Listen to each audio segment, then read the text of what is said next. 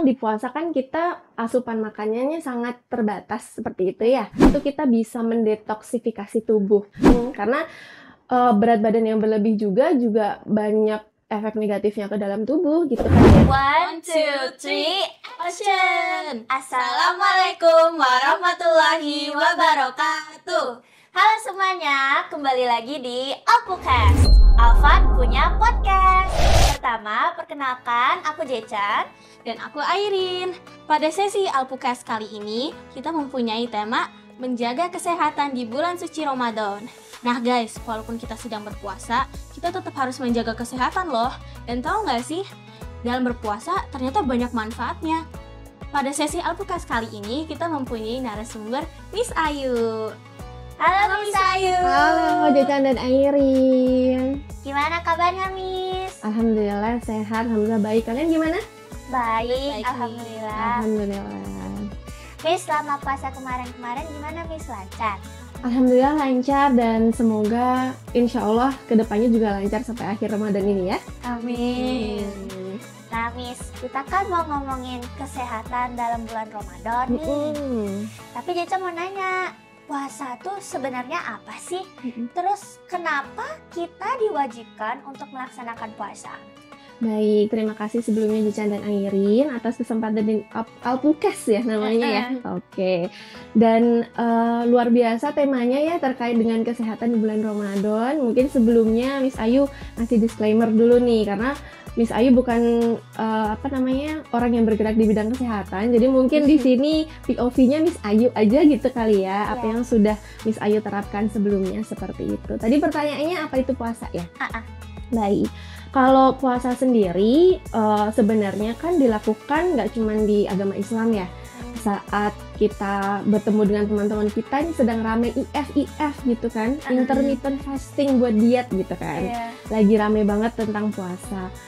Kalau dari segi umumnya gitu, puasa itu menahan diri dari makan dan minum dalam jangka waktu tertentu. Tapi kalau di Islam sendiri, puasa itu dari kata imsak yang artinya menahan diri. Jecan sama Airin nahan apa kalau pas puasa? Nahan makan, nahan minum, banyak lah. Banyak ya? Iya benar. Marah-marah. Nahan marah-marah, betul. Ya gitu deh. Nahan emosi ya kan? Betul. Jadi kalau kita artikan secara umum di Islam juga gitu ya. Jadi puasa itu menahan diri dari makan dan minum. Yang merupakan wujud dari ibadah kita kepada Allah Subhanahu wa Ta'ala dari terbit fajar sampai nanti sudah gelap atau matahari sudah terbenam seperti itu. Terus kenapa diwajibkan? Kenapa diwajibkan? Oke, jadi Allah itu luar biasa ya. Segala aturan yang Allah tetapkan kepada kita pasti mempunyai hikmahnya sendiri. Allah itu wajibkan puasa itu di Al-Quran, khususnya di surat Al-Baqarah ayat 183. Wahai orang-orang yang beriman, diwajibkan atas kamu berpuasa. Kalau misalnya kita mengaku sebagai orang beriman kepada Allah, beriman kepada kitabnya, beriman kepada firman-firmannya, berarti kita harus nurut, ya kan? Kita harus mengikutinya karena itu diwajibkan berpuasa agar nantinya kita bisa menjadi orang yang bertakwa seperti itu. Dan di balik itu pun puasa itu ada banyak secret manfaatnya loh gitu. Jadi perintah apapun dari Allah jika dikatakan di sana wajib, kita sebagai orang beriman, ngaku beriman berarti kita juga harus melaksanakannya seperti itu. Oke Miss. Nah Miss Ayu kan tadi bilang segala perintah Allah kan ada hikmahnya ya. Oke. Termasuk puasa. Aku mau nanya nih, manfaatnya puasa apa aja sih bagi kesehatan? Enggak cuma kesehatan fisik, tapi kesehatan mental juga ada manfaatnya nggak ya Miss? Oke, terima kasih pertanyaannya. Mungkin lanjutkan dari yang tadi juga gitu ya Airin.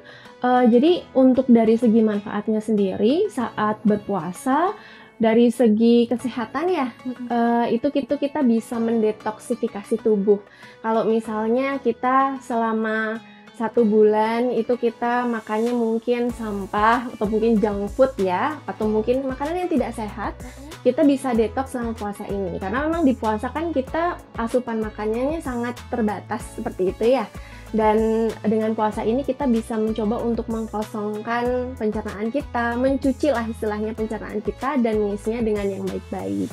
Dan selain itu, kalau untuk dari bonusnya, manfaatnya untuk kesehatan, mungkin yang sebelumnya berat badannya berlebih gitu ya, selama puasa ini kita bisa dapat bonus manfaat juga, yaitu mungkin berat badan kita bisa lebih menyusut gitu, kita jadi lebih langsing, karena berat badan yang berlebih juga banyak efek negatifnya ke dalam tubuh gitu kan ya. Kalau misalnya kita berpuasa, kita kan batasi makan. Kalau misalnya kita rajin-rajin makan kan berlebihan dan akhirnya memunculkan berbagai macam gangguan kesehatan seperti misalnya diabetes, asam urat gitu kan. Soalnya Miss Ayu dulu hampir obesitas dan Miss Ayu berusaha untuk mengurangi makan dan alhamdulillah sekarang untuk masalah kesehatan kayak badan-badan pegel kayak gitu-gitu sudah berkurang seperti itu.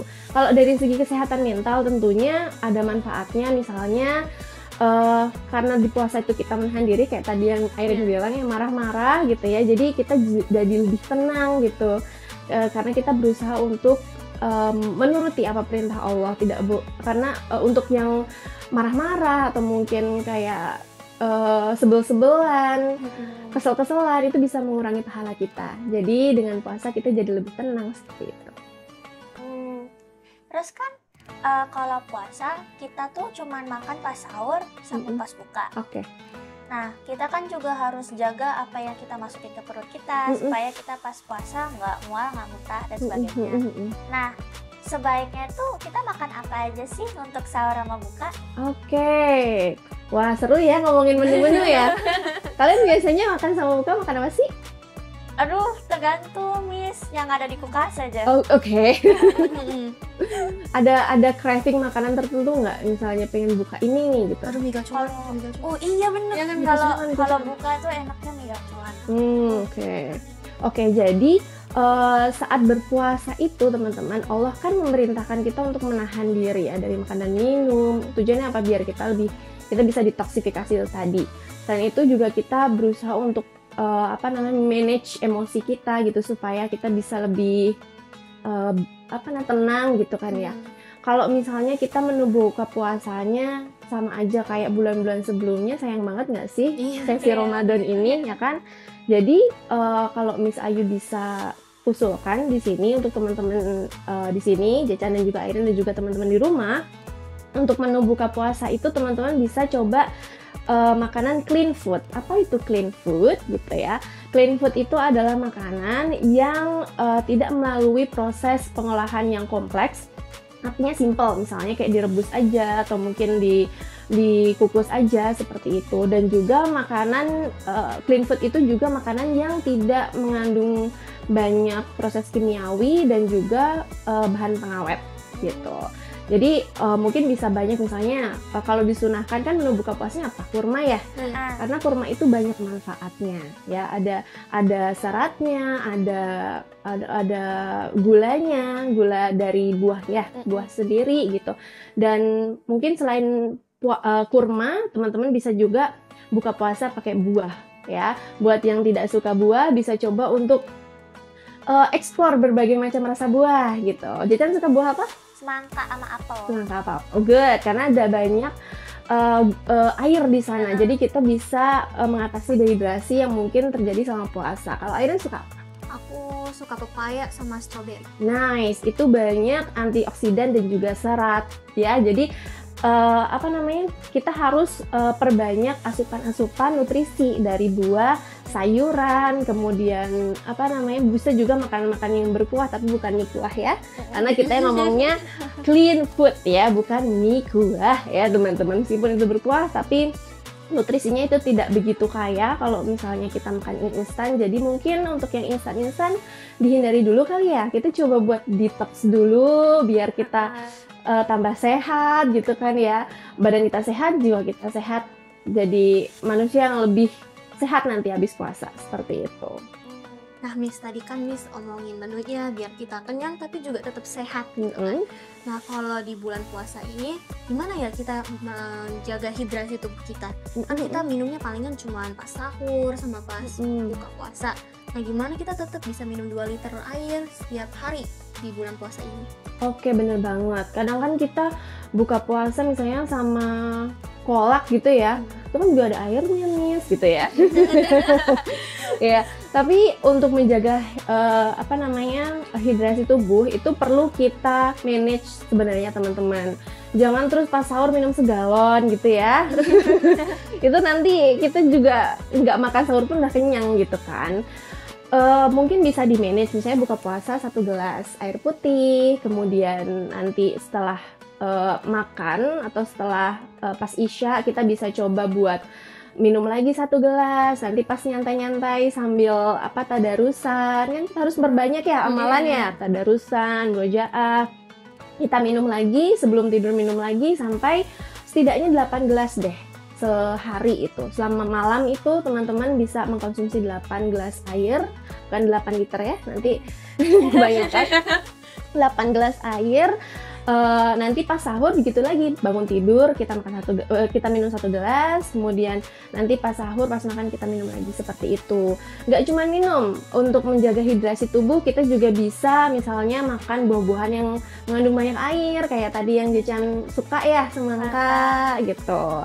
Dan juga bisa juga makan makanan yang berkuah yang tadi, tapi lagi no mie ya. Ingat, selama puasa kita harus coba makan clean food ya. Dan juga mungkin teman-teman juga bisa menjaga hidrasi tubuh dengan meminimalisir kegiatan yang mungkin sebelumnya badminton, basket, lalalali gitu ya, sibuk banget gitu kan. Jadi ini bisa diminimalisir, misalnya yang sebelumnya 3 jam jadi 1 jam kayak gitu, supaya hidrasi kita nggak terlalu banyak terkuras kayak gitu. Apalagi ya? Oh, Jecan kan ini bingung nih. Pernah sahur sama temen, tapi temen Jecan nih nggak makan, cuman minum segelas. Terus bahkan pernah dia nggak sahur gitu. Nah, Jecan bingung dia lapar atau enggak sih sebenarnya. Nah, pertanyaan Jecan tuh, boleh nggak sih ngelewatin sahur langsung puasa aja? Oke, jadi teman-teman, di dalam puasa itu ada yang menjadi syarat sahnya, ada yang itu merupakan sunnah gitu ya. Salah satu sunnah dari puasa adalah makan sahur gitu. Jadi kalau misalnya teman Jecan tadi nggak makan sahur, sebenarnya kalau dari segi puasanya itu sah-sah aja gitu ya. Tapi mungkin kita bisa telaah dulu nih, kenapa dia nggak makan sahur. Kadang alasannya ada yang diet ya. Ya nggak? Iya benar. Ada yang aku mau diet aja, minum aja gitu. Nah, mungkin diet itu harus di-manage juga, harus diingatkan juga teman Jecan itu. Apakah dietnya itu tiap hari kayak gitu apa gimana? Khawatirnya nutrisinya nanti selama diet itu juga malah nggak terpenuhi. Karena memang kita kan butuh menjaga hidrasi, kita butuh mendapatkan nutrisi yang tadi serat kayak gitu-gitu ya. Kalau misalnya kita cuman minum aja, khawatirnya tidak terpenuhi seperti itu. Alasan kedua kenapa tidak sahur adalah bangun kesiangan. Dimana yang ngomong juga pernah seperti itu ya. Artinya Miss Ayu pun juga pernah seperti itu. Jadi kalau misalnya alasannya karena bangun kesiangan, harus diingatkan lagi untuk teman Jecan ini, harus bisa memanage waktu selama puasa juga ya. Karena sahur itu akan memberikan cadangan energi lebih untuk kita bisa lebih produktif. Kan puasa ini kita tekankan untuk memperbanyak ibadah, lebih produktif lah istilahnya dalam beribadah, entah itu sholat wajib, sholat sunnah, tadarus, berzikir, bersedekah, bla bla bla, butuh energi dong. Kalau misalnya kita lemes, nanti nggak produktif juga, jadinya nggak maksimal juga seperti itu. Jadi mungkin bisa diingatkan lagi. Kalau misalnya alasannya kesiangan, mungkin tidurnya bisa lebih cepat kali ya. Game-gamenya mungkin Mobile Legends-nya agak di-cut dulu selama puasa, digantikan dengan amalan-amalan yang dianjurkan untuk beribadah kepada Allah. Nah Miss, aku mau tanya juga, kan aku pernah dengar nih katanya tuh pas azan maghrib sudah berkumandang, secepatnya buka puasa. Nah, tapi ada juga orang-orang yang buka puasanya lebih lama daripada itu. Misalnya aku buka nih pas azan maghrib, tapi temanku baru buka pas isya. Nah, sebenarnya itu boleh nggak sih, Miss? Sebenarnya kalau untuk dari menyegerakan buka itu merupakan sunnah, Airin. Hanya saja memang kita tidak tahu ya alasan kenapa dia menunda itu gitu ya. Mungkin memang karena terpaksa tidak bisa sama sekali, misalnya lagi kebanjiran, aduh gimana nih gitu kan, panik dan lain sebagainya, mungkin sampai terlupakan gitu. Atau mungkin kayak lagi ada bencana alam yang lain, atau mungkin lagi ada apa gitu ya yang kita tidak bisa langsung ngejudge, oh gini nih gitu, mungkin ada alasan lain. Dan itu masih sah puasanya, masih oke, karena itu merupakan sunnah. Tapi yang namanya sunnah kan ada pahala di sana gitu ya teman-teman. Jadi kalau misalnya sudah sampai waktunya, teman-teman silahkan bisa langsung berbuka gitu. Setidaknya minum air seperti itu. Kalau misalnya perut aku begah banget nih kalau ini gitu kan ya, kalau misalnya langsung langsung makan atau mungkin langsung balas dendam gitu ya, gitu kan. Jadi kalau misalnya pengennya yang ringan-ringan dulu nggak apa-apa kok, minum dulu atau makan kurma dulu kayak gitu. Jadi lebih baik kalau sudah waktunya sudah sampai segera dibatalkan seperti itu. Oh gitu. Itu tentang olahraga. Tadi kan Miss dah nyebutin nih. Tapi Jason ini penasaran kan, Jason orangnya suka olahraga ya? Mantap, bagus. Produktif gitu kan, Miss. Nah, olahraga tuh kan yang Jason tahu emang olahraga bikin sehat, kita keringetan, terus bikin kita minum yang banyak. Tapi kalau puasa kita olahraga kan malah haus ya, malah lapar, terus bikin lemes gitu. Nah tuh kalau dalam Islam dianjurkan nggak sih olahraga kalau puasa? Oke. Mungkin kita pendekatannya nggak ke Islam pun secara umum juga bisa sih. Kayak misalnya dari segi umumnya aja ya gitu. Puasa itu kan sebenarnya punya banyak manfaat kesehatan maupun mental yang tadi Miss bilang gitu ya. Kita bisa mendetoks tubuh, kita bisa menjaga keseimbangan emosi kita seperti itu. Dan olahraga itu kan juga merupakan salah satu aktivitas untuk meningkatkan kesehatan. Jadi sebenarnya kalau misalnya kita melakukan olahraga pun itu merupakan malah jadi perfect combo sih kalau menurut Miss Ayu. Jadi selama puasa itu kan proses detoksifikasi itu terjadi, jadi ada namanya proses autofagi, guys. Selama puasa itu, proses autofagi itu adalah proses di mana sel-sel tubuh kita, karena kita nggak dapat asupan makan dalam jangka waktu tertentu, sel-sel tubuh kita tuh akhirnya yang rusak itu hancur dan digantikan dengan sel yang baru. Luar biasa kan? Masya Allah banget, Allah menginstruksikan, memerintahkan kita untuk puasa dengan hikmah yang luar biasa besar. Sel-sel kita mungkin yang sebelumnya jelek digantikan dengan sel yang baru, seperti itu. Di sana juga ada proses ketosis namanya. Jadi karena kita nggak ada karbohidrat nih, perut kosong kan, akhirnya tubuh ini mengambil cadangan makanan dari apa? Lemak. Iya, betul sekali. Dari lemak. Yang mungkin perutnya nih, Miss Ayu masih ada sih sebenarnya gitu ya. Cadangan lemaknya masih banyak di sini gitu. Nah, untuk cadangan lemak yang biasanya di perut atau di mana gitu, kalau misalnya kita melaparkan diri, entah itu dari puasa, intermittent fasting, atau mungkin dari puasa Ramadan ini, atau mungkin puasa sunnah yang lain, itu akan diambil lemak-lemaknya. Akhirnya kita jadi sehat. Apalagi kalau ditambah apa tadi? Olahraga. Proses autofagi, ketosis itu jadi lebih maksimal gitu. Jadi kita bisa lebih sehat lagi. Sel-sel tubuh kita jadi baru, lemak-lemak tubuh kita digantikan dengan otot-otot yang luar biasa, jadi lebih produktif gitu. Wah, keren kan? Keren banget, Mang. Luar biasa Allah tuh. Nah, Miss, aku mau nanya nih. Aku kan punya temen, sahabat sih sebenarnya. Sahabat aku itu kalau sakit itu benar-benar nggak bisa minum, nggak bisa makan. Kalau makan langsung muntah, minum juga sama, langsung muntah. Nah, jadi kalau orang sakit itu sebaiknya puasa apa enggak? Kayak nggak termasuk mereka bisa kuat makan pas sakit atau enggak? Oke. Jadi mungkin kan kalau sakit itu juga Miss nggak tahu ya untuk teman kamu itu sakitnya itu seperti apa. Sebenarnya Allah itu menetapkan apa namanya ya, syariat berpuasa ini itu sangat lengkap. Allah memberikan exceptional, ya, nggak cuma grammar yang ada exceptionalnya guys. Jadi puasa juga ada exceptionalnya gitu. Jadi ada orang-orang yang Allah izinkan untuk tidak berpuasa. Salah satunya adalah orang yang sakit gitu. Jadi misalnya teman-teman lagi sakit dan tidak kuat, tidak benar-benar nggak mampu, daripada kita menzolimi diri sendiri gitu ya, yang dengan berpuasa malah tambah sakit, malah jadi nggak produktif. Mending kita mengambil keringanan yang Allah sudah kasih ke kita gitu. Kalau nanti sudah sehat, baru nanti kita berpuasa lagi. Dan apabila di puasa wajib, di puasa Ramadan ini, kita juga bisa gantikan di hari yang lain. Jadi kita juga apa namanya ya, udah dikasih keringanan kok, istilahnya udah dikasih hadiah sama Allah. Masa kita nggak mau ngambil sih? Kita jajan ngasih hadiah Miss misalnya gitu, Miss pasti seneng banget. Misalnya dikasih hadiah sama Allah nggak seneng gitu kan? Iya gitu sih. Nih masih terkait sakit nih Miss. Kalau gimana ya, kan kita kalau puasa jadwal makan kita berubah nih.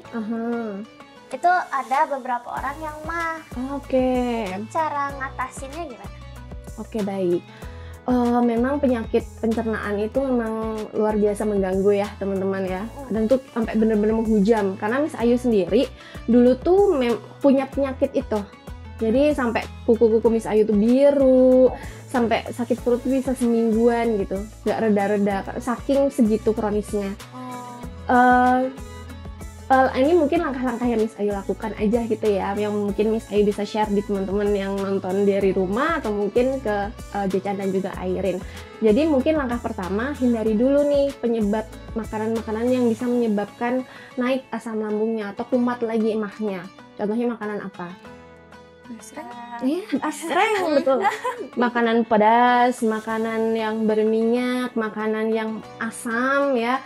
Buka puasa kayaknya enak banget sama asinan gitu. Nah itu di no dulu, diganti dengan makanan yang lebih mild, kayak misalnya bubur kayak gitu, atau mungkin buah seperti itu. Jadi hindari dulu makanan-makanan yang bisa menyebabkan mah. Yang kedua mungkin tadi yang saya bilang, bisa coba clean food ya. Makanan yang tidak melalui proses pengolahan yang kompleks, makanan yang tidak ditambah dengan bahan-bahan kimia yang begitu banyak ataupun bahan pengawet. Dan selanjutnya kalau misalnya mahnya udah kayak terasa aduh sakit banget nih, nggak bisa nahan gitu ya, bisa juga treatmentnya dengan obat. Bisa 30 menit sebelum makan minum obat dulu, baru makan, supaya biar nggak mual. Kan kalau mah mual ya, seperti itu. Bisa juga mengurangi makanan yang menimbulkan gas. Kalian tahu nggak makanan yang menimbulkan gas? Apa ya? Tahu ya? Kalian pernah makan kol? Pernah. Pernah. Oh, yang biasanya di sop, iya? Kol. Yang putih kan? Yang putih, betul. Itu menimbulkan gas di perut dan itu bisa memancing asam urat ya. Asam lambung. Asam lambung ini biar asam lambung ini naik gitu. Selain itu juga nangka. Kalian suka makanan Padang? Suka. Iya, untuk penderita mah yang sayur nangka itu agak kurang bersahabat buat perut. Jadi mungkin bisa dikurangi seperti itu. Jadi makanan-makanan yang mengandung, kalian bisa search di internet apa aja sih. Nah itu yang mungkin bisa dihindari dulu, seperti itu. Ada satu lagi, kalian kalau abis makan tidur nggak? Tidur. Bisa ya. Oke. Kan kalau abis sahur nih ya, abis sahur biasanya masih ngantuk ya kan. Terus aduh, abis makan kenyang tidur gitu kan. Sampai lupa sholat subuhnya jam 7 ya kan. Nah udah bilang Zarik jangan sampai ya teman-teman, ini bukan contoh. Jadi untuk yang penderita asam lambung atau mah mungkin bisa dihindari untuk tidur setelah makan, karena itu bisa menekan asam lambung itu naik ke kerongkongan yang bisa bikin kita mual seperti itu. Gitu. Akhir nih Miss, mau nanya, kalau lagi puasa kan suka rasa mual, terus rasanya kayak pengen muntah, terus mules ya. Kalau aku sih pas puasa bener-bener nggak bisa jauh dari kamar mandi, mules. Iya. Terus Aku mau nanya, kok itu bisa terjadi sih, Miss? Terus kenapa pas Ramadan doang rasanya gini gitu kan?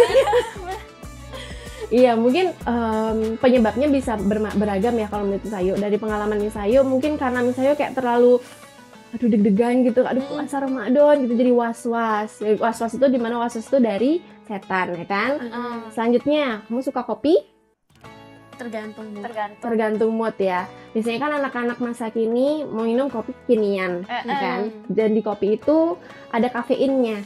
Dimana kafein itu bisa menyebabkan kita lebih lancar, baik buang air kecilnya maupun buang air besarnya gitu. Jadi makanya kita mules gitu karena habis minum kopi gitu kan.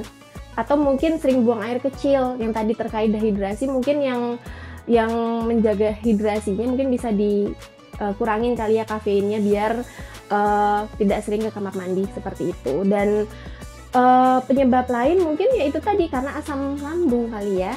Yang tadi kita bahas, beberapa hal bisa menyebabkan asam lambung, entah dari makanan atau dari pola hidup kita, kayak misalnya tidur habis makan, kayak gitu. Seperti itu. Wah, tadi yang informasiku mengejutkan sih menurut Jajan. Kamu suka ya? Suka banget. Kol goreng di pecel lele. Ya udah Miss, itu tadi pertanyaan terakhir. Terima kasih banyak Miss sudah ngejawabin pertanyaan-pertanyaan kita dan memberi informasi baru. Iya, sama-sama Jacan, dan mungkin teman-teman di rumah sekali lagi, Misayu bukan ahli kesehatan, jadi di sini sekedar sharing-sharing aja, semoga bisa diambil manfaatnya gitu. Oke Miss Ayu, itu pertanyaan terakhir. Terima kasih banyak udah menjawab pertanyaan dari kami, udah memberi informasi baru ya untuk kita semua. Terima kasih juga ke teman-teman udah mau menonton Alpukes kali ini, dan semoga ini memberi manfaat untuk kita semua. See you in the next Alpukes session. Bye. Bye. Wassalamualaikum warahmatullahi wabarakatuh.